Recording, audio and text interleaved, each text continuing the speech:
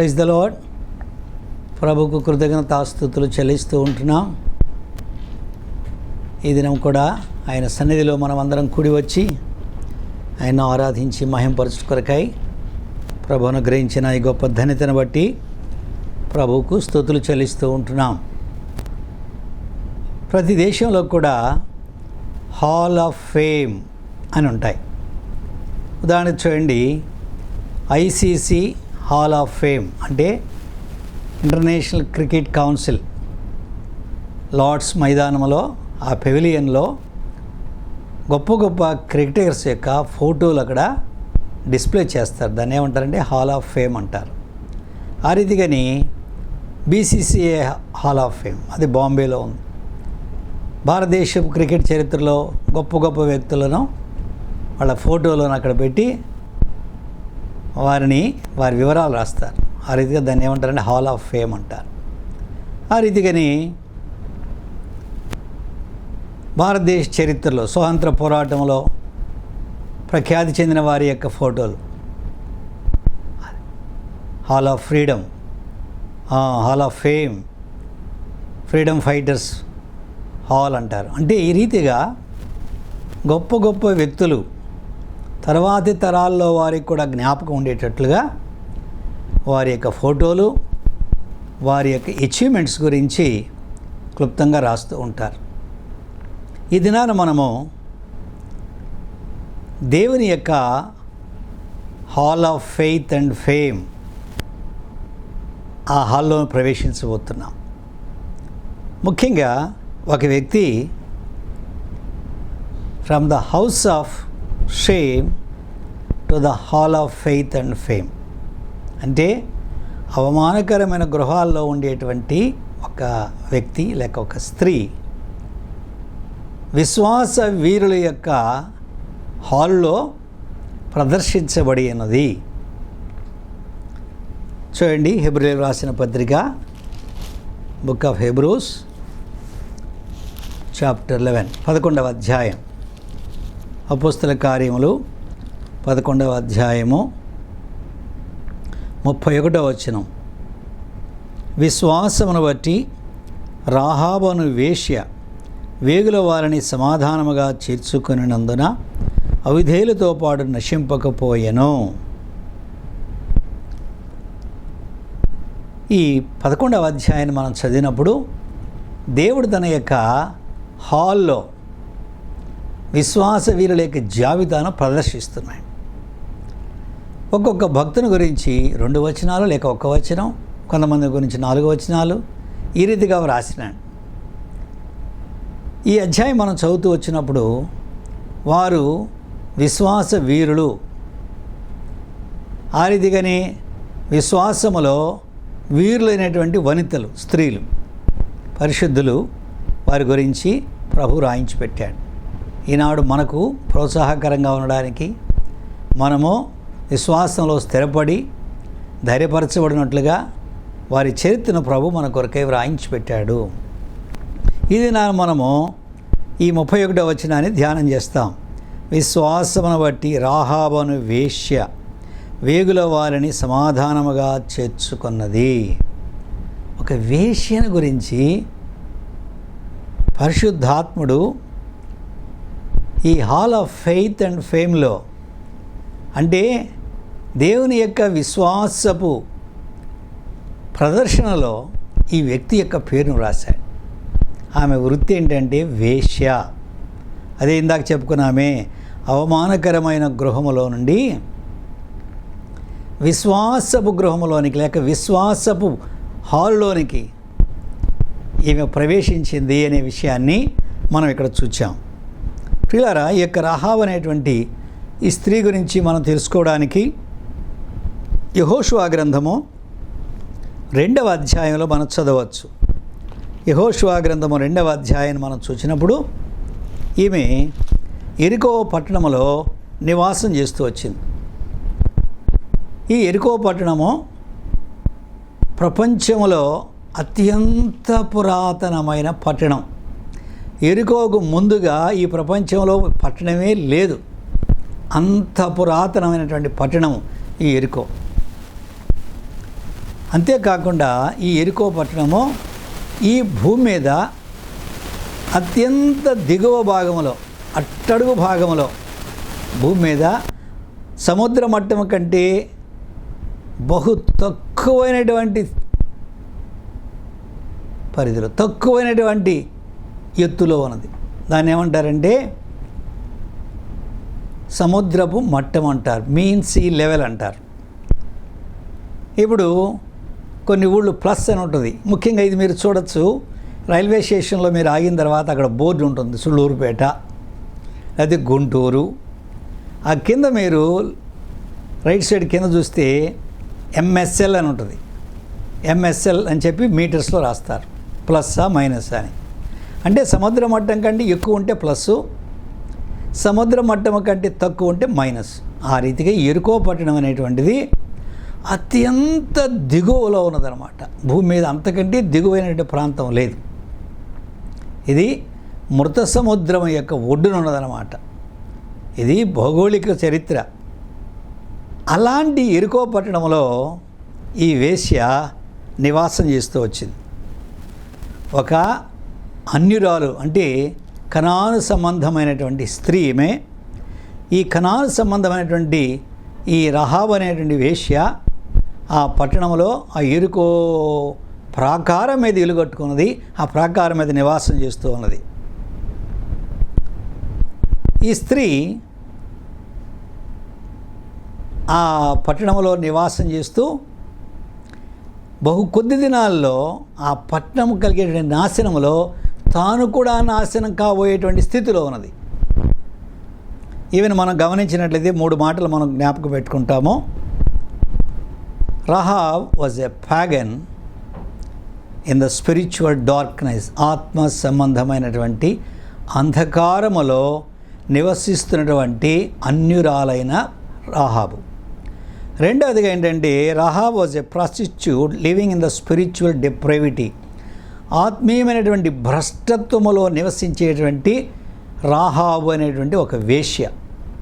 మూడవదిగా మనం చూసినప్పుడు Rahab was a person facing sudden destruction.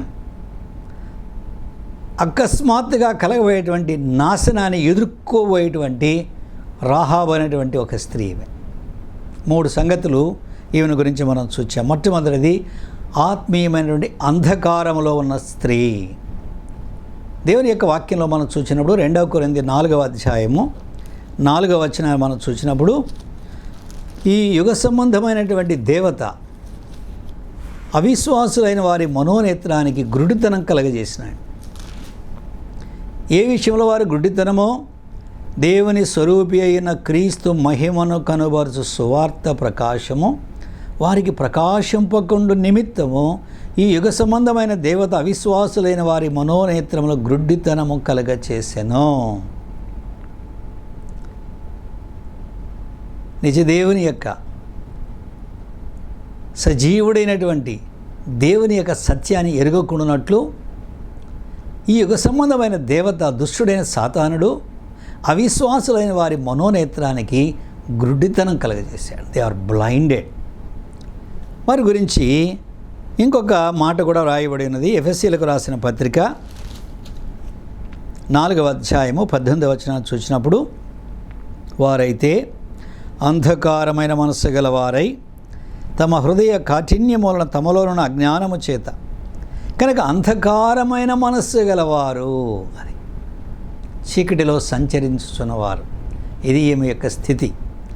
రెండవదిగా మనం ఏం చూసామంటే ఆత్మ సంబంధమైన లేక ఆత్మీయమైనటువంటి భ్రష్టమైనటువంటి స్థితిలో ఉండేటువంటి స్త్రీగా మనం ఏమైనా చూస్తున్నాం. దేవుని యొక్క వాక్యంలో రోమీయులకు రాసిన పత్రిక 1వ అధ్యాయంలో మనం చూసినప్పుడు మనకి సంగతి కనబడుతూ ఉన్నది.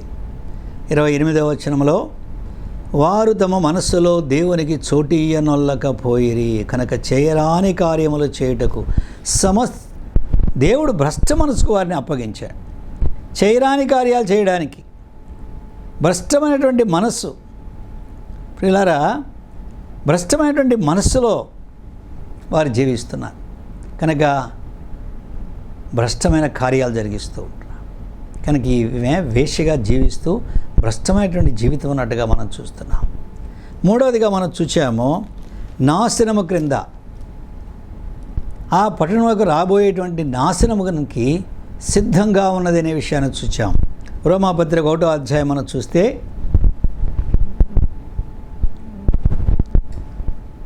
18వ వచనం, దుర్నీతి చేత సత్యమును అడ్డగించు మనుషుల యొక్క సమస్త భక్తిహీనత మీదను దుర్నీతి మీదను దేవుని కోపము పరలోకము నుండి బయలుపరచబడుచున్నది.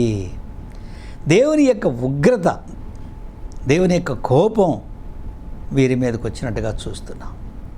ప్రియులారా, ఈ స్త్రీ ఏ రీతిగా పతనమైనటువంటి లోకములో, పాపముతో పతనమైన లోకములో,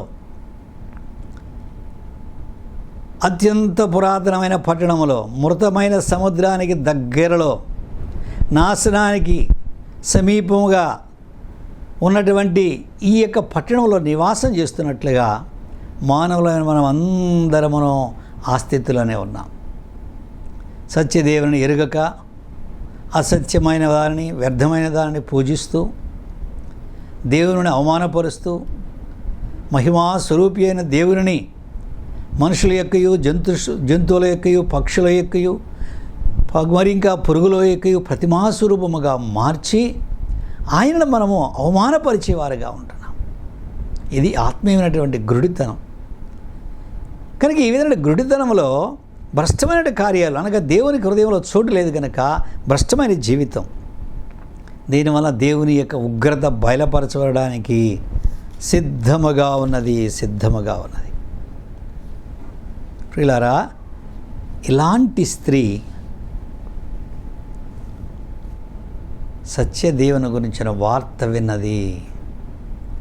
మన పితరులైనటువంటి ఇశ్రాయేలీలు ఐగుప్తులో నుండి వస్తున్నప్పుడు ఏ రీతిగా దేవుడు వారిని ఎర్ర సముద్రంలో గుండా, అనగా 6 నేలన నడిపించినాడో ఆమె విన్నది.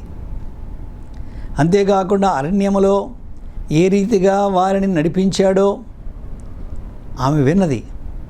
అంతేకాదు, ఐగుప్తు దేశంలో ఎన్ని మహత్కార్యములు చేసి దేవుడు తన ప్రజలైన వారిని ఆ దాసత్వం నుండి, బానిసత్వం నుండి విమోచించినాడో వాటిని గురించి విన్నది. కనుక విని ఏమన్నదో తెలుసామే? యెహోషువ గ్రంథము 2వ అధ్యాయంలో మనం చూసినట్లయితే మనం ఈ మాట చదువుతూ ఉంటున్నాం. ఏముంటూ ఉన్నదంటే ఆమె 11వ వచనంలో, మీ దేవుడైన యెహోవా పైన ఆకాశమందును క్రింద భూమి యందును దేవుడే. ఎంతోమంది విన్నారు. కేవలము ఎరికోలో ఉండేటువంటి ఈ వేశ్యే కాదండి, ఎరికో పట్టణస్థులు కూడా ఈ కార్యాలు విన్నారు. కానీ వారు తమ హృదయంలో ఆ దేవుని యొక్క సత్యమును గురించి ఆలోచించలేదు. దాని గురించిన వివేచన జ్ఞానం లేకుండా వివేచించిన వారుగా లేరు. ఈమె ఆలోచించింది, వివేచించింది. అవును, ఆయన ఆకాశమందును భూమి మీదను ఆయన దేవుడే. తాను, తన పట్టణస్థులందరూ కూడా వ్యర్థమైన వాటిని, సృష్టి సంబంధమైన వాటిని, తమకి ఇచ్చ వచ్చినట్లుగా వ్యర్థమైన వాటిని పూజిస్తూ ఉంటున్నారు. అయితే యెహోవా దేవుని గురించి ఆమె విన్నది. వినడం వల్ల ఏం కలిగిందంటే విశ్వాసం కలిగింది.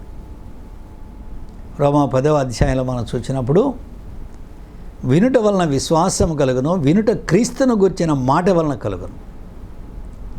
కనుక ఆ రీతిగా రహాబు యొక్క హృదయములో జీవము గల దేవుని యందు విశ్వాసము పుట్టింది. ఇది దేవుని యొక్క కృప. ప్రియుడా, దేవుడు మన ఎడల ఎంత కృపగలవాడుగా ఉంటున్నా అంటే, ఇలాంటి భ్రష్టమైనటువంటి జీవితంలో ఉన్న మన జీవితాలను కూడా దర్శించడానికి కోరుకొని తన వార్త వినిపించాడు. ఆ వార్తను విని అంగీకరించింది కాబట్టి విశ్వాసం కలిగింది. ప్రియులారా, అనేకులు వింటున్నారు కానీ దాన్ని అంగీకరించకపోవడం వలన వారికి విశ్వాసం కలగడం లేదు. వారు విన్నటువంటి వాక్యం వ్యర్థమైపోతున్నది. వారు రక్షణలోనికి రాలేకపోతూ ఉంటున్నారు. కనుక ఈ స్త్రీ విని విశ్వాసం ఉంచింది. చాలామంది అంటారు, ఏమండి కనబడితే కదంటండి మీరు చెప్పే సంగతులు, కనబడని దానికి ఎట్లా విశ్వాసం ఉంచుతారు అని అడుగుతున్నారు. ప్రియులారా, అది కనబడితే ఇంకా విశ్వాసం ఎందుకు? మన కంటికి కనబడేది విశ్వాసంతో చూడాల్సిన పని లేదు. మన కంటితో మనం చూస్తున్నాం. అయితే విశ్వాసము అంటే మనకి ఏది కనబడదో అది ఉన్నదన్నట్లుగా మనము నమ్ముట. అదేంటండి, అవన్నీ కుదరదండి, నేను మాత్రం అట్లా నమ్మను, చూస్తే కానీ నేను నమ్మనండి అని అంటాం. చూడండి, మీకు కొంత అనారోగ్యం కలిగింది, ఎవరో చెప్పారు పలానా ఒక డాక్టర్ గారు ఉన్నారు అని వెళ్ళన్నారు. ఆ పేరు కూడా నీకు నోరుకు తిరగల, పెద్ద చదువుకోలేదు, ఆ పేరు కూడా నోరు తిరగలేదు, ఎక్కడో అడ్రస్ చెప్పారు, వెళ్ళావు. అక్కడికి వెళ్ళిన తర్వాత ఆయన పేరు ఏదో ఉంది, అది చదవడానికి కూడా నీకు తెలియదు, ఇంగ్లీష్లో ఉంది. ఒకవేళ తెలుగులో ఉన్నా కూడా పేరు స్పష్టంగా చదవలేవు. దాని పక్కన డిగ్రీలు చాలా రాసి ఉన్నాయి, ఆ డిగ్రీలు ఏంటో మనకు తెలియదు, అది కూడా ఇంగ్లీష్ అక్షరాల్లో ఉన్నది, మనకు తెలియదు ఏం చదువుకున్నాడో. అసలు ఈయన డాక్టరా కాదా అని పరీక్షిస్తావా? నీ డిగ్రీలు చూపించాయా? అప్పుడు నేను నీ దగ్గర మందులు తీసుకుంటానంటావా? వాడికి వెళ్ళగానే రిసెప్షన్లో అమ్మ నేను డాక్టర్ గారిని చూడడానికి వచ్చినప్పుడు అమ్మ 400 రూపాయలు ఫీజు అమ్మ అనగానే ఎదురు మాట చెప్పకుండా 500 రూపాయల నోటు తీసిస్తే వాళ్ళు 100 రూపాయలు నీకు తిరిగి ఇస్తున్నారు కదా. అప్పుడు నేను లోపలికి పంపించాను. లోపల పంపగానే నీకుండేటువంటి ఇబ్బంది ఏందో చెప్పేశావు. చెప్పగానే ఆయన వెంటనే ఒక పేపర్ మీద ఏదేదో రాసేసాడు. అసలు అది నీకు అర్థం కాదే, ఆ అక్షరాలు అర్థం కాదే, ఇంగ్లీష్ వచ్చినా సరే అది ఏంటో కూడా నీకు తెలియదు. ఈ మందులు వేసుకోమా, అక్కడ మందులు తీసుకోపో అని చెప్పాడు. మౌనంగా తీసుకొని వచ్చావు కదా. వచ్చిన తర్వాత ఏం చేసావు? ఫార్మసీ కౌంటర్కి వెళ్ళావు. ఫార్మసీ కంటే మందు ఇచ్చి కౌంటర్కి వెళ్ళావు. ఆయనకి చూపించగానే ఆయన ఏం చేశాడు? అక్కడ ఒక మాత్ర అవన్నీ తీశాడు. తీసి ఒక్కొక్క కవర్లో ఒకటి పెట్టి, ఇది పరగడుపున వేసుకో, ఇది టిఫిన్ తిన్నాక వేసుకో, ఇది మధ్యాహ్నం వేసుకో, ఇది రాత్రికి వేసుకో అని చెప్పాడు.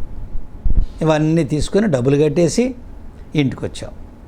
ఇంటికి వచ్చిన తర్వాత డాక్టర్ గారు ఏమేమి రాశాడో నీకు తెలియకపోయినా, ఆ మందులు ఇచ్చి ఆయన వాడి పేర్లు ఏందో నీకు చెప్పకపోయినా, ఇంటికి వచ్చి ఆయన చెప్పినట్లుగా మందులు వేసుకుంటున్నావు కదా. ఎందుకు వేసుకుంటున్నావు?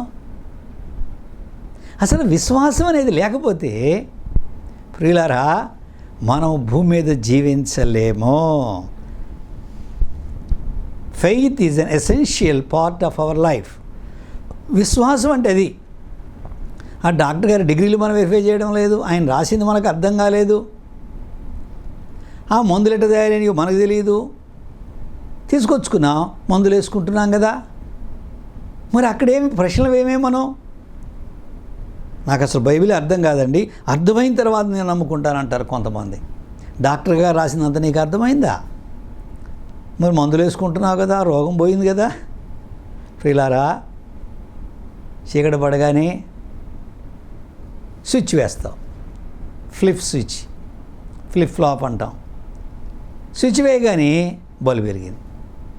వెలిగిద్దో లేదో, అసలు బల్బు ఉందో లేదో అని చెప్పి ముందు అసలు బల్బు పనిచేస్తుందో లేదో దాన్ని పరిశీలిస్తావా?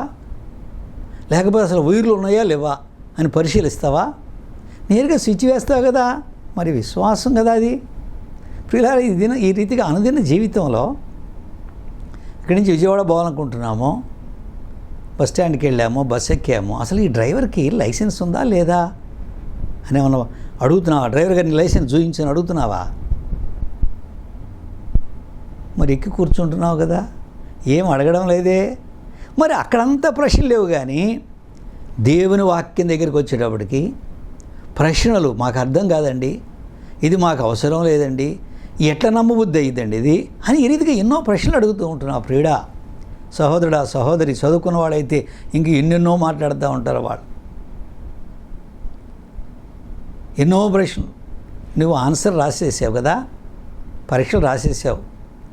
మరి నీ ఆన్సర్ షీట్ వాళ్ళు ప్యాక్ చేస్తారో లేక చెత్తబుట్టలో వేస్తారో అని అక్కడ నిలబడి చూస్తుంటావా నువ్వు? తర్వాత వాల్యూ చేసే ఆయన, పేపర్ కరెక్షన్ చేసే ఆయన నీకు మంచి మార్కులు వేస్తున్నాడో లేదో అని నువ్వు అక్కడ చూస్తూ ఉంటావా? మరి లేదు కదా. మరి అక్కడ అంతా కూడా నమ్మకం ఉందే నీకు. మరి దేవుని వాక్యం దగ్గరికి వచ్చేటప్పటికి, సత్యవాక్యం దగ్గరికి వచ్చేటప్పటికి అంతయు అవిశ్వాసం మాట్లాడతావు. ప్రియులారా, ఈ స్త్రీ రాహాబు అని ఈ వేశ్య ఆయన గురించి, దేవుని గురించి విని అంగీకరించింది. అది అంగీకరించడమే కాదు, ఆ ప్రకారంగా చేసింది. ఫెయిత్ యాక్సెప్ట్స్ అండ్ యాక్ట్స్ అంటే విశ్వాసం అంగీకరిస్తుంది, ఆ ప్రకారంగా నడుచుకుంటుంది. కనుక ఇవేం చేసింది? విన్నది కాబట్టి తన ఇంటికి వచ్చిన ఆ ఇద్దరు మనుషులను చేర్చుకుని వాళ్ళతో మాట్లాడుతున్నది. మీ దేవుడు ఆకాశమందును భూమి మీదను దేవుడే. ఇదిగో ఈ పట్టణం మీకు అప్పగించబోతున్నదనే సంగతిని మేము ఎరుగుతూ ఉంటుంది. ఏమంటుందంటే, అయ్యా, మీరు ఈ దేశానికి వచ్చినప్పుడు నన్ను, నా ఇంటి వారిని మీరు జ్ఞాపకం చేసుకోండి, నన్ను బ్రతకనివ్వండి, నా ఇంటి వారిని బ్రతకనివ్వండి, నా తల్లిదండ్రులను, నా అన్నదమ్ములను, నా అక్క చెల్లెండ్రులను, వారి కుటుంబాలన్నిటినీ కూడా మీరు కాపాడండి అని అడిగిందనమాట. ఇంకా ఇశ్రాయేల్ రాలేదే, యోర్దానికి అవతలు ఉన్నారు. అంతేకాదు, ఆ వేగుల వారిని దించినటువంటి ఆ కిటికీకి వాళ్ళు చెప్పినట్లుగానే ఆ ఎర్రని దారం, ఆ తొగరు దారం కట్టేసింది. అబ్బా, ఎంత టైం పట్టిందో, వీళ్ళు వచ్చేది ఎప్పుడో, ఇంకా యోర్దాను అవతలు ఉన్నారు, వాళ్ళు వచ్చినప్పుడు చూసుకుందాంలే, యోర్దాను దాటినప్పుడు చూసుకుందాంలే, యోర్దాను దాటి వచ్చిన తర్వాత ఈ పట్టణం మీదకి వస్తారు కదా, అప్పుడు కట్టుకుందాంలే దారం అనుకోలేదు. అప్పటికప్పుడే ఆ కిటికీకి ఎర్రని దారం కట్టింది. అంతటితో ఆగిపోలేదు ఆమె విశ్వాసం. అప్పటికప్పుడు ఏం చేసిందంటే, తన తల్లిదండ్రులను, అన్నదమ్ములను, అక్క చెల్లెండ్రులను, వారి కుటుంబాలు అందరినీ తీసుకొని వచ్చి తన ఇంట్లో పెట్టేసింది. వారు చెప్పారు, నీ ఇంటిలో ఉన్న వారందరూ కూడా చావకుండానట్లు వారి ప్రాణానికి మా ప్రాణం ఇస్తాం. ఎవరైనా సరే నీ ఇంటి వాకిటి నుండి బయటికి వస్తే వారి ప్రాణం విషయంలో మేము నిరుత్తరులము, మేము బాధ్యులము కాదు అని చెప్పాను. కనుక ఏం చేసింది? వాళ్ళందరినీ తీసుకొచ్చుకొని తన ఇంట్లో చేర్చుకున్నాను. ఆ రీతిగా విశ్వాసముతో వెంటనే కార్యాలు జరిగించి విశ్వాసము విధేయతలోనికి తీసుకుని వస్తుంది. ప్రియులారా, ఆ రీతిగా ఈమె విధేయతలోనికి వచ్చినట్టుగా మనం చూస్తూ ఉంటున్నాం. ఏమన్నది? నేను ఎరుగుదును, నేను విన్నాను. కనుక విశ్వాసం అనేది దేవుని గురించిన మాట వలన కలుగుతుంది, సువార్త వినడం వలన మాట కలుగుతుంది. ఆ రీతిగా విధేయత చూపించింది. ఈ విధేయతకు క్రియలు, తను విధేయత చూపించిన క్రియలు ఏంటంటే వేగుల వారిని చేర్చుకొని తను ఎరిగింది వీరి వలన ఈ పట్టణం నాశనం కాబోతున్నది కాబట్టి వారిని చేర్చుకున్నది సమాధానముగా. రెండవ మాట ఏంటంటే, వెంటనే తన కిటికీకి ఎర్రని దారం కట్టేసింది. మూడవది, తన ఇంటి వారందరినీ తన ఇంటిలోనికి, అందరినీ వేరు వేరు ఇళ్లలో ఉన్న వాళ్ళందరినీ తీసుకొచ్చి తన ఇంటిలో చేర్చుకున్నట్లుగా మనం చూస్తూ ఉంటున్నాం. ఆ రీతిగా దేవుని యొక్క అపారమైన కృప ఈ స్త్రీ విషయంలో ప్రదర్శించబడినట్టుగా చూస్తున్నాం. దేవుడే ఆమె యందు విశ్వాసం పుట్టించినాడు. అంతేకాదు, ఆమె ప్రాణాన్ని రక్షించడంలో దేవుడు తన యొక్క కృపను కుమ్మరించాడు. ఇశ్రాయేల్ ప్రజలు యోర్దాను దాటి ఎరికోకు వచ్చారు. ఎరికోకు వచ్చిన తర్వాత దాని చుట్టూ 6 దినాలు తిరిగినారు. అంతా గమనిస్తూనే ఉన్నది. 7వ దినాన వారు కేకలు వేసినప్పుడు ఎరుకో ప్రాకారాలన్నీ కూలిపోయినాయి. యోధులందరూ ఎరుకోలో ప్రవేశించి వారిని అందరినీ నాశనం చేసినట్టుగా లేఖనంలో చూస్తున్నాం. అప్పుడు యెహోషువ అన్నాడు, ఆ వేగుల వారిని ఇద్దరిని పిలిచి, మిమ్మల్ని చేర్చుకున్నటువంటి ఆ రాహాబు యొక్క ఇంటికి వెళ్ళి ఆమె ఇంటి వారందరినీ తీసుకుని రండి, బయటికి తీసుకొని రండి అని ఆజ్ఞాపించాడు. ఆ రీతిగా ఆమెయు ఆమె ఇంటి వారును బ్రతికినారు. ప్రియులారా, విశ్వాసమును బట్టి. అవమానకరమైన గృహములో ఉండేటువంటి ఈ స్త్రీ, అవమానకరమైన వృత్తిలో ఉండేటువంటి ఈ స్త్రీ దేవుని విశ్వాస గృహములోనికి, విశ్వాస వీరుల జాబితాలోనికి ఆమె తీసుకురాబడినట్లుగా మరి హెబ్రీ 11వ అధ్యాయం 31వ వచనంలో మనం చదువుకున్నాం. అంతేకాకుండా యాకోబు భక్తుడు కూడా రాహాబును గురించి ఈ రీతిగా వ్రాసినాడు. యాకోబు రాసిన పత్రిక 2వ అధ్యాయం 25వ వచనంలో చూసినప్పుడు, అటువలనే రాహాబు అనే వేశ్య కూడా దూతలను చేర్చుకొని వేరొక మార్గమున వారిని వెలుపలికి పంపివేసినప్పుడు క్రియల మూలముగా నీతిమంతురాలని ఎంచబడిన కదా. యాకోబు ప్రాక్టికల్ మ్యాన్, అంటే క్రియారూపకమైనటువంటి విశ్వాసంతో కూడిన సంగతులు చెప్పేటువంటి వ్యక్తి కనుక ఆయన అబ్రహామును గురించి రాశాడు. విశ్వాసంలో తోడుగా ఆయన క్రియలు ఏ రీతిగా పరిపూర్ణతలను తీసుకొచ్చినాయో రాశాడు. ఆ తర్వాత రాహాబు యొక్క విశ్వాసము క్రియలతో కూడి ఏ రీతిగా పరిపూర్ణతలోనికి వచ్చిందో ఆ విషయాన్ని రాశాడు. ఇక్కడ 2 సంగతులు మనం నేర్చుకుంటున్నాం. పురుషులలో అబ్రహాము, స్త్రీలలో రాహాబును పరిశుద్ధాత్ముడు యాకోబు ద్వారా వారి యొక్క విశ్వాసం యొక్క ఔన్నత్యతను వివరిస్తూ ఉంటారు.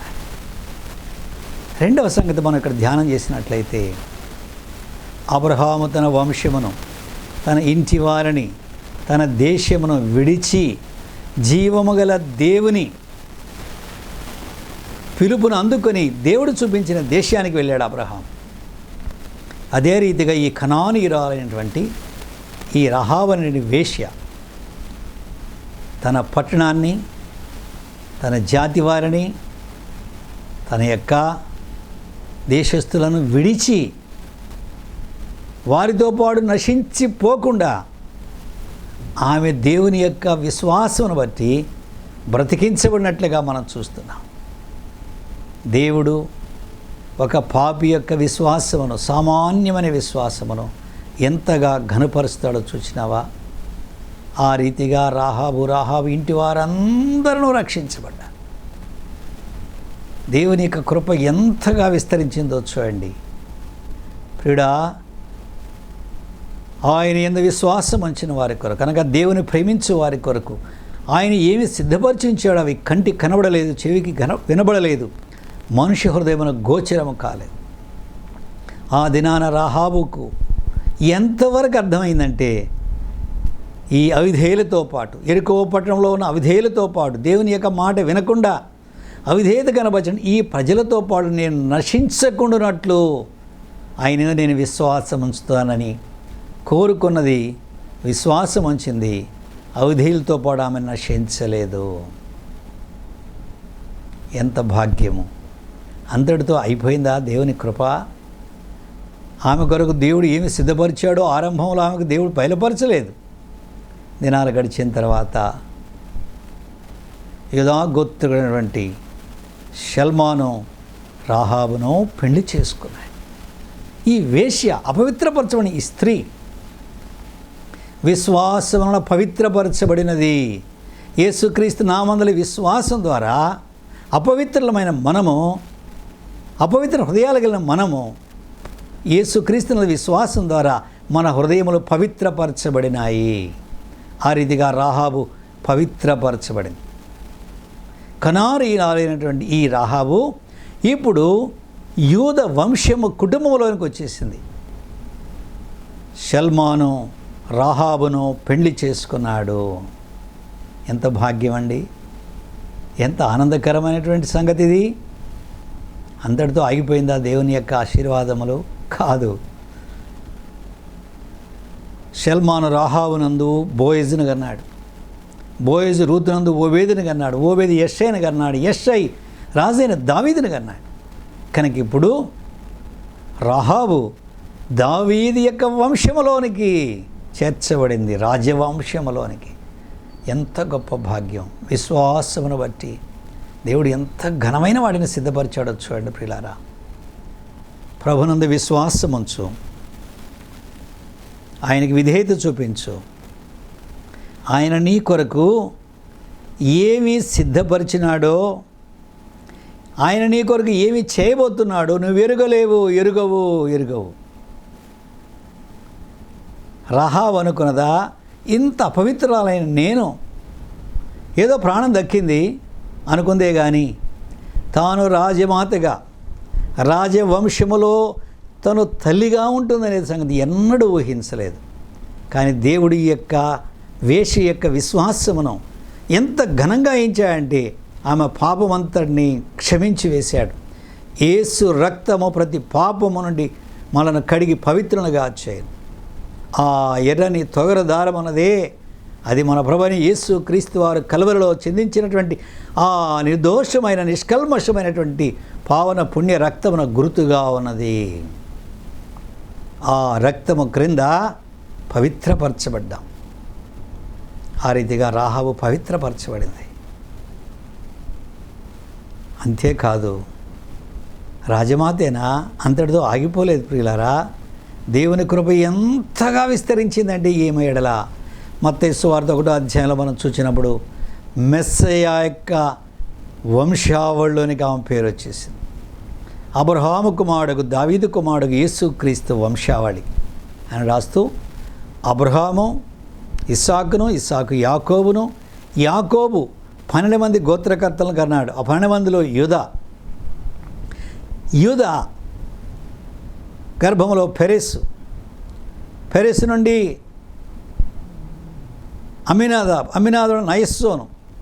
నయస్సోను నుండి షల్మాను రాహాబునందు బోయేజును కనెను. ఆ రీతిగా కిందకి వెళ్ళేటప్పటికి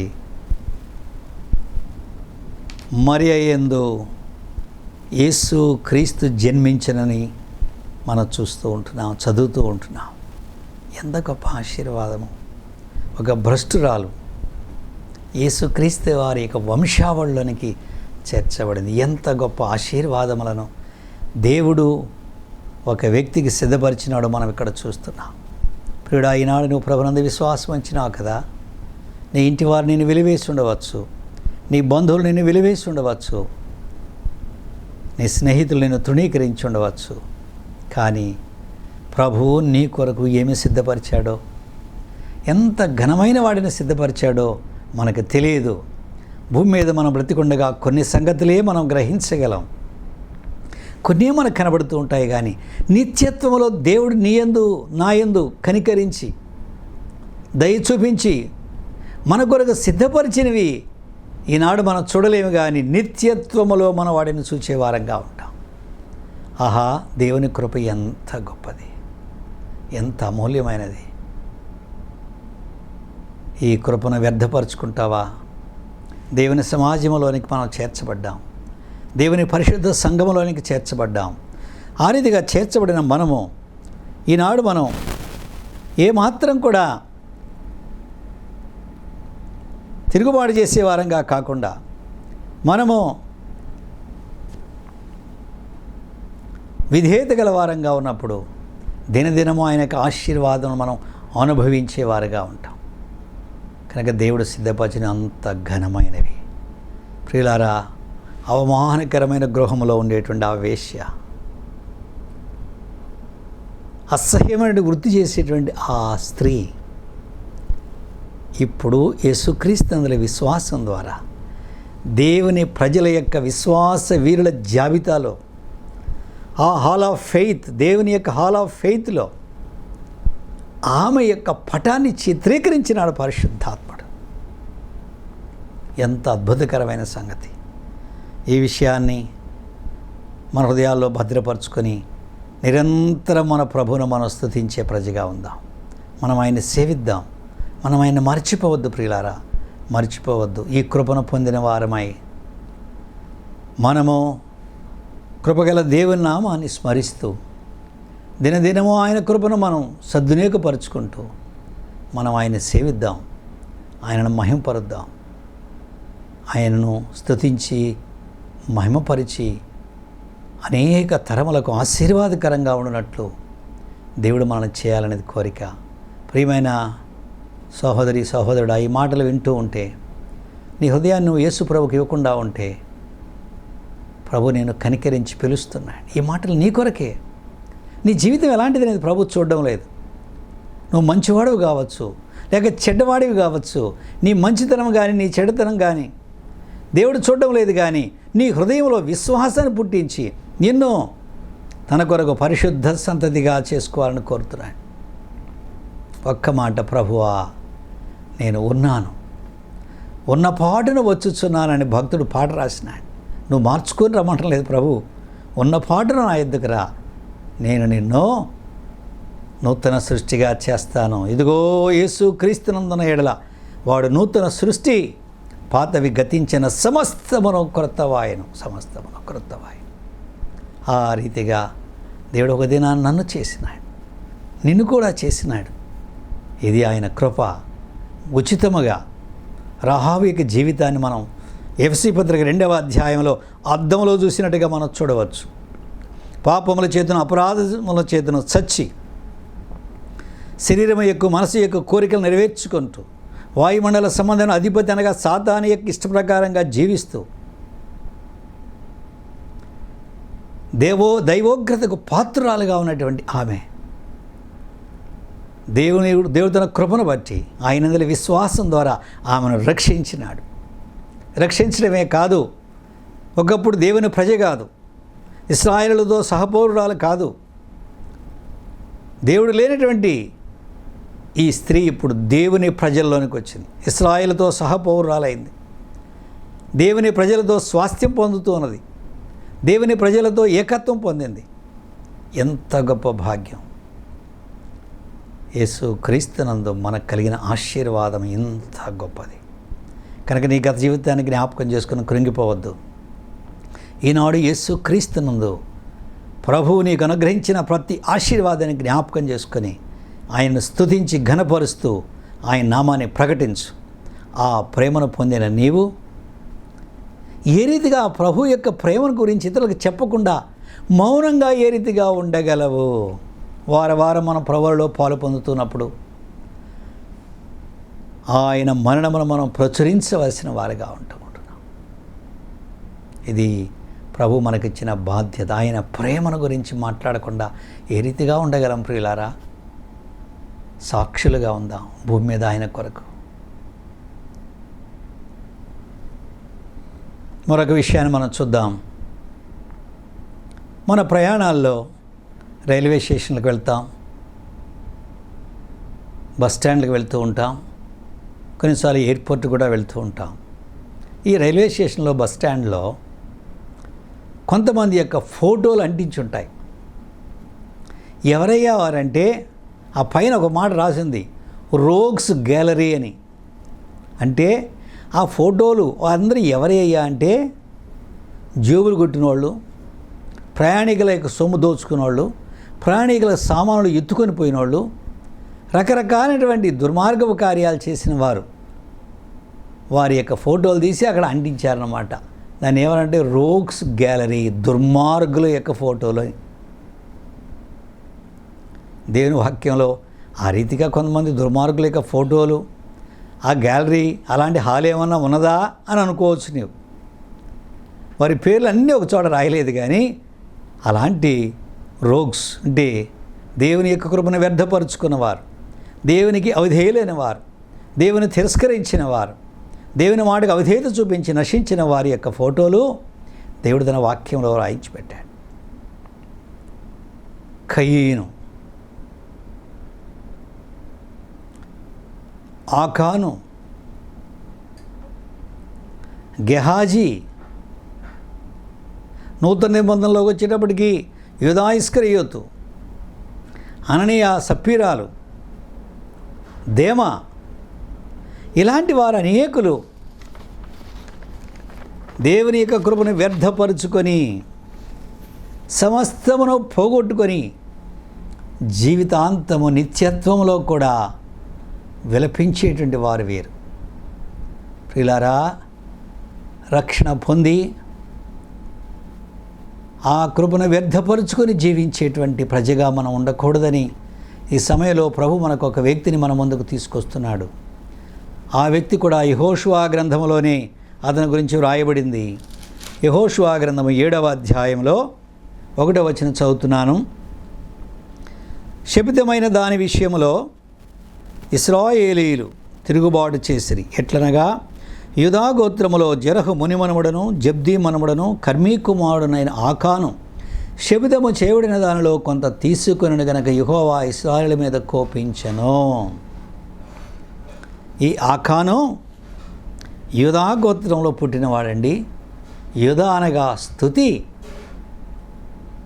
యూదా గోత్రికులు అరణ్య యాత్రలో అన్ని గోత్రాల కంటే వారు ముందుగా వెళ్ళవలసిన వారు. మార్గములో ఎన్నో విధమైన ఆటంకములు, అన్ఈవెన్ రోడ్స్, లోయలు, కొండలు, ఇలాంటి రకరకాలైనటువంటి ఈ దారి గుండా నడవలసి వచ్చినప్పుడు మొట్టమొదటిగా యూదావారే వెళ్ళాలి.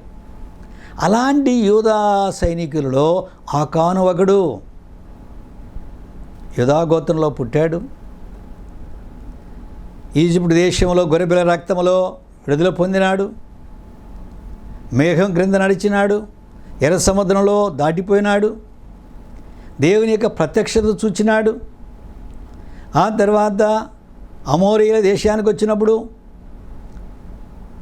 ఓగు రాజు అయినటువంటి సీహోనును, బాషాన్ రాజు అయినటువంటి మరొక రాజును, ఆ బాషాన్ రాజును వారిని జయించినప్పుడు బాషాన్ రాజు అయిన ఓహు, ఆ రీతిగా రెండవ రాజు సీహోను వారితో యుద్ధం చేసినప్పుడు ఈ ఆకాను కూడా ధైర్యమైన యోధుడుగా యుద్ధం చేసినటువంటి వాడు, సైనికుడు.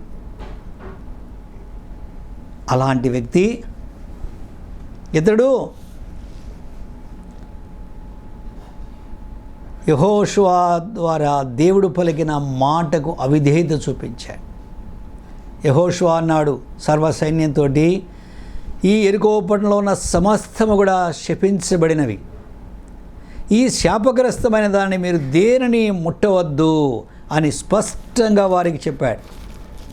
చూడండి ప్రభువు ఎంత స్పష్టంగా వారికి చెప్పాడు. 6వ అధ్యాయం యెహోషువ గ్రంథం 6వ అధ్యాయం 18వ వచనం మనం చూసినప్పుడు, శపింపబడిన దానిలో కొంచెమైన మీరు తీసుకుని నీళ్ళ మీరు శాపగ్రస్తులై ఇశ్రాయేలు పాళెమునకు శాపము తెప్పించి దానికి బాధ కలగ చేయుదురు గనక శపింపబడిన దానిని మీరు ముట్టకూడదు. వెండి బంగారములను, వెండి బంగారును, ఇత్తడి పాత్రను, ఇనుప పాత్రను యెహోవాకు ప్రతిష్ఠితములగును, వాడిని యెహోవా ధనాగారంలో ఉంచవలనని చెప్పాడు. సైనికులందరికీ ప్రకటించాడు, ఈ యెరికోలో ఉన్న సమస్తము శపించబడింది. దేనిని మీరు ముట్టవద్దు, దేనిని కూడా మీరు తీసుకోవద్దు. వెండి, బంగారు, ఇత్తడి, ఇనుము ఇవన్నీ కూడా యెహోవా మందిరపు ధననిధిలోనే తీసుకురావాలి అని చెప్పాడు. ఆకాను వినలేదా? విన్నాడు. యెరికో గోడలు కూలినాయి. సైన్యము ఎదురుగా నడిచి యెరికోలో ప్రవేశించి యెరికోను నాశనం చేస్తూ ఉంటున్నారు. ఆకాను యొక్క దృష్టి శత్రువులను చంపడం మీద కాకుండా ఆ శపించబడిన పట్టణంలో ఉండేటువంటి వస్తువుల మీద వాని దృష్టి కలిగింది. యేసు క్రీస్తునందు గురిగలిగి ఆయన మీద దృష్టి ఉంచి ఆయన కార్యములు యోధుడిగా దేవుని యొక్క యుద్ధములు చేయవలసినటువంటి ఆకాను అపవిత్రమైనటువంటి శపించబడిన వాటిని చూచినాడు, వాటిని ఆశించాడు, తీసుకున్నాడు. ఎవరు చూడలేదా? ఎవరు చూడరు. ఎవరి పని వాళ్ళు చేసుకుంటున్నారు. దేవుడు చెప్పిన పని చేస్తూ ఉంటే ఆకాను చేసింది ఎవరు చూచినారు? తీసుకొచ్చాడు, తన గుడారములో గుంట ద్రవిధానంలో దాచిపెట్టాడు. యెరికోను జయించినటువంటి సంతోషంలో ఉన్నారు ఇశ్రాయేలు, యెహోషువ అందరూ కూడా. మరుసటి దినం హాయి పట్టణం ఉన్న దాని మీదకి పోవడానికి వారు సిద్ధపడ్డప్పుడు అన్నారు, అయ్యా హాయి చాలా చిన్నది, ఎందుకు అంతమంది వెళ్ళడం? 12,000 మంది చాలని చెప్పి 12,000 మంది హాయి పట్టణం మీదకి వెళ్ళేటప్పటికి హాయి వారు ఇశ్రాయేలును తరిమినారు. 36 మందిని హతం చేశారు. అప్పుడు యెహోషువ దేవుని సన్నిధిలో సాగిలపడ్డాడు. అయ్యా ప్రభువా, ఇప్పుడు అమోరీలందరూ, కనానీయులు, పెరిజీయులు, హివీలు వీరందరూ ఏకమై మమ్మల్ని నాశనం చేస్తారు ప్రభువా, భూమి మీద మా పేరు లేకుండా తుడిచివేస్తారు ప్రభువా.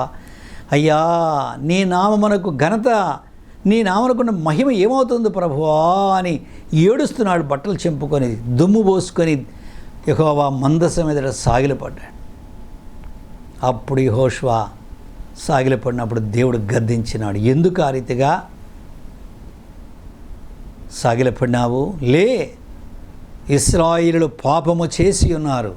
శపితమైన దానిని వారు తీర్చుకొని వారు దొంగిలించి వారి సామానులు దాచిపెట్టి ఉన్నారు కనుక వారు యుద్ధములో ఓడిపోయినారు అని దేవుడు యెహోషువకు చెప్పాడు. ప్రియులారా, పాపము చేసింది ఆకాను. దేవుడు అంటున్నాడు, ఇశ్రాయేలు పాపము చేసినారు, అందుకని ఇశ్రాయేలు తమ శత్రువుల ఎదుట నిలవలేక పారిపోయినారు. ప్రియమైన విశ్వాసి, సహోదరుడా, సహోదరి, జ్ఞాపకం పెట్టుకో, ఈనాడు నీ యొక్క పాపము, నా యొక్క పాపము సమాజం అంతటికి, సంఘమంతటికి, సార్వత్రిక సంఘమంతటికి అది ఎంత కీడు కలగజేస్తుందో, ఓటమి కలగజేస్తుంది, మరణాన్ని కలగజేస్తుంది అనే విషయాన్ని జ్ఞాపకం పెట్టుకో. ఆ కాను యొక్క ఈ పాపము, శపితమైన దాన్ని తీసుకుని యొక్క పాపము మొట్టమొదటిగా వారికి ఓటమిని కలగజేసింది. ఈ ఓటమి మరణాన్ని కలగజేసింది. 36 మంది చనిపోయారు పిల్లారా. 36 సైనికులంటే ఊహించుకోండి, 36 స్త్రీలు విధవరాండ్రైనారు.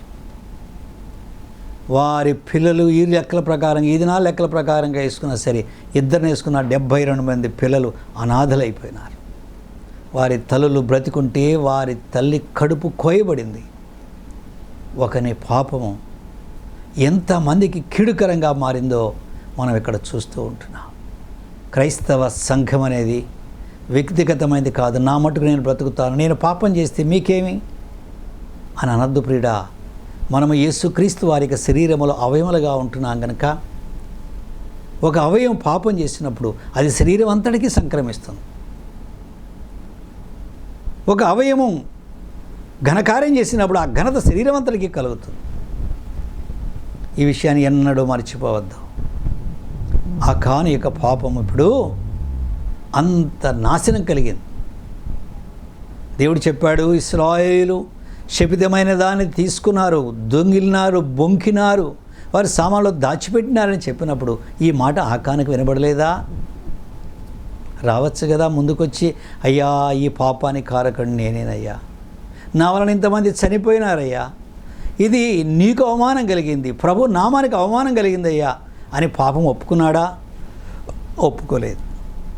దేవుడు యెహోషువ అన్నాడు, రేపు ఒక్కొక్క గోత్రం ప్రకారంగా తీసుకురా, ఒక్కొక్క కుటుంబ ప్రకారంగా తీసుకురా, ఒక్కొక్క మనిషి ప్రకారంగా తీసుకురా, ఆ రీతిగా పాపం చేసిన వాడు పట్టబడతాడని దేవుడు చెప్పాడు.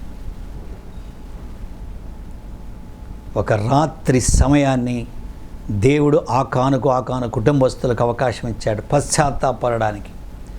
రేపు ఉదయకాలం పట్టబడతాడు. ఓ ఇంతమంది సైనికులు ఉంటే నన్నెట గుర్తుపడతాడు, నన్నెట పట్టుకుంటాడు యెహోషువ అనుకుంటున్నాడు.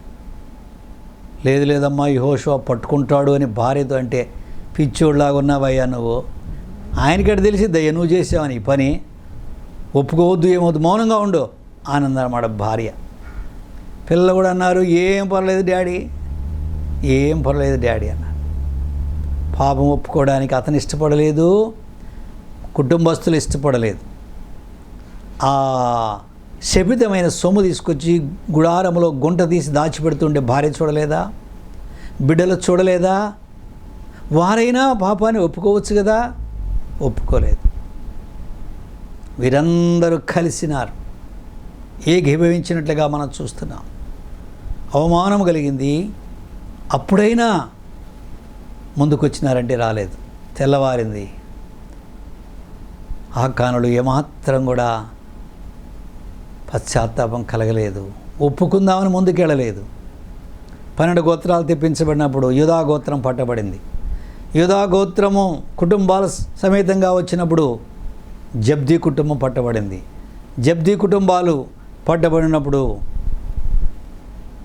కర్మీ పట్టబడ్డాడు. కర్మీ కుటుంబంలో నుంచి ఆకాను పట్టబడ్డాడు. ప్రియులారా, మనం అనుకుంటాం నా పాపం దేవునికి ఏం తెలుసు, ఎవరు చూచినారులే అనుకుంటాం. నీ పాపము నిన్ను పట్టుకొనును అని దేవుని యొక్క వాక్యంలో ఉన్నది. మీరు చూసారా, ఈ లోకంలో దొంగతనాలు చేసేవాళ్ళని, హత్యలు చేసేవాడిని, లేకపోతే ఆయా విధమైనటువంటి దౌర్జన్యాలు చేసేటువంటి వారిని ఎవడైనా పట్టబడకుండా ఉన్నవాడు ఎవడైనా ఇప్పటి వరకు ఉన్నాడా? మనం అనుకుంటాం పోలీసు వాళ్ళు పట్టుకున్నారనుకుంటాం. అవును, నిజమే. కానీ వాని పాపం వాడిని పట్టిస్తుంది. దొంగవాడు దొంగతనం చేసేటప్పుడు అనుకుంటా ఎవరూ చూడకూడదు అనుకుంటాడు. ఒకవేళ చూసినా సరే పోలీసులకి కంప్లైంట్ చేయకూడదు అనుకుంటా ఒకవేళ పోలీసులు కంప్లైంట్ చేసినా సరే పోలీసు వాళ్ళు వచ్చి నన్ను పట్టుకోకూడదు అనుకుంటా ఒకవేళ పోలీసు వాళ్ళు పట్టుకున్నా సరే నన్ను కోర్టుకు అప్పగించకూడదు అనుకుంటా ఒకవేళ నన్ను కోర్టుకు అప్పగించినా సరే జడ్జి గారు నాకు శిక్ష విధించకూడదు అని కోరుకుంటా జడ్జి గారు నాకు శిక్ష విధించినా సరే ఎక్కువ కాలం కాకుండా తక్కువ శిక్ష విధించాలని కోరుకుంటా శిక్ష విధించి జైలుకి వెళ్ళినా సరే త్వరగా బయటికి రావాలని కోరుకుంటా చూసినారా ఎలాగొనదో? ప్రియమైన సహోదరుడా, సహోదరి, పాపము మనలను బట్టబయలు చేస్తుంది. ఆరంభంలో పాపము నిన్ను ముఖస్థితి చేస్తుంది, పొగుడుతుంది. కీర్తన గ్రంథంలో ఆ మాట చూస్తున్నాం. పాపము నిన్ను ముఖస్థుతి చేస్తుంది. ఎంత బాగా చేసినావయ్యా, నీ అంత తెలివిగలవాడు ఎవడైనా ఉన్నాడా అని ముఖస్థుతి చేస్తుంది. ఆ తర్వాత నిన్ను అవమానపాలు చేస్తుంది. ఆ కాని యొక్క పాపము పట్టుకున్నది. అప్పుడు ఒప్పుకుంటున్నాడు. చాలామంది అనుకుంటారు ఆకాను ఒప్పుకున్నాడు కదా బ్రదర్, క్షమించచ్చు కదా. ఎప్పుడు ఒప్పుకున్నాడయ్యా? దొరికిన తర్వాత. చాలామంది వాళ్ళ పాపము బయలుపడిన తర్వాత ఏడుస్తారంట.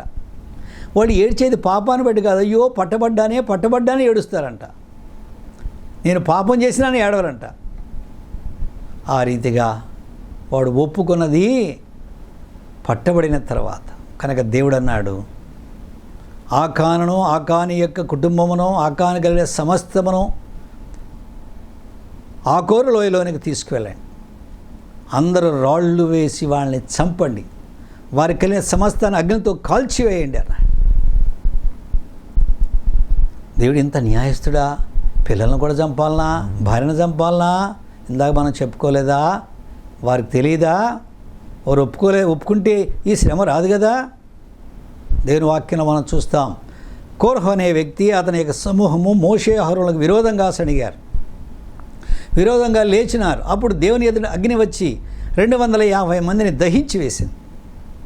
కానీ లేఖనంలో రాయబడినది, కోరహు కుమారులు చావలేదు. ఎందుకు? కోరహు కుమారులు అన్నారు తండ్రితో, నీవు మా తండ్రివే, కానీ నీవు చేసే పాపములో మేము పాలివారము కాము, నీ పక్షముగా మేము ఉండవని తమను తాము ప్రత్యేకించుకున్నారు కనుక కోరహు కుమారులు చనిపోలేదు. ప్రియులారా, పాపమును, నీ తండ్రి పాపము, నీ తల్లి పాపమును, లేక నీ యొక్క కుటుంబస్తుల యొక్క పాపమును అంగీకరిస్తే ఆ శిక్షలో నువ్వు పాలివాడవుతావు. కానీ ఆ పాపం నుండి ప్రత్యేకించుకున్నట్లయితే శిక్ష నుండి తప్పించబడతావు. ఈ రీతిగా ఆకాను యొక్క కుటుంబం అంతయు నాశనం అయిపోయింది. యెహోషువ అన్నాడు, నీవు మమ్ములను బాధపరిచినావు గనక నీకు దేవుడు బాధ కలిగిస్తూ ఉంటున్నాడు. 25వ వచనంలో అప్పుడు యెహోషువ, నీవేల మమ్మను బాధపరిచితివి, నేడు యెహోవా నిన్ను బాధపరుచుననగా ఇశ్రాయేలందరూ వాని రాళ్లతో చావగొట్టిరి. బాధపరిచినాడు. వీళ్ళని ఈ రోజుల్లో మాటలో చెప్పాలంటే trouble makers in the church. సంఘంలో వీళ్ళు బాధకులు, బోధకులు కాదు, బాధకులు, శ్రమ కలిగించేటువంటి వారు. కనుక మనం పశ్చాత్తాపడితే ప్రభు కనికరిస్తాడు, ప్రభు క్షమిస్తాడు. ఆలస్యము కాకముందే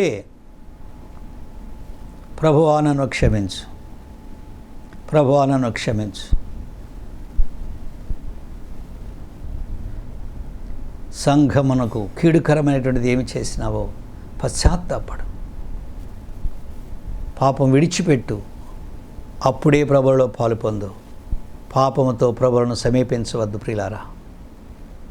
ఇది మనం ఇద్దరు వ్యక్తులను చూచాం. అన్యురాలు, కనానీయురాలు, వేశ్య ప్రభునందు విశ్వాసం ఉంచి యూదా జనాంగములోనికి, యూదా గోత్రములోనికి, రాజవంశంలోనికి తీసుకురాబడితే యూదా గోత్రుడు ఆకానిక కుటుంబము సర్వనాశనం అయిపోయినట్టుగా మనం చూచినాం. ఒక వ్యక్తి బయట నుండి దేవుని సమాజంలోనికి వస్తే, దేవుని సమాజంలో నుండి ఒక వ్యక్తి బయటికి వెళ్ళిపోయి నశించిపోయినాడు. ఆ రీతిగా మనం ఉండకూడదని ప్రభు కోరుతున్నాడు. అందుకని మనకు సమయం ఇచ్చాడు. అందుకని తన వాక్యం ద్వారా మనం హెచ్చరిస్తూ ఉంటున్నాడు. క్షమాపణ కోరుకొని ప్రభు పాదాల దగ్గర సాగిలపడి సరి చేసుకుందాం. బహుగా క్షమించు దేవుడు, క్షమించుటకు సిద్ధమైన మనసు గలవాడు ఆయన.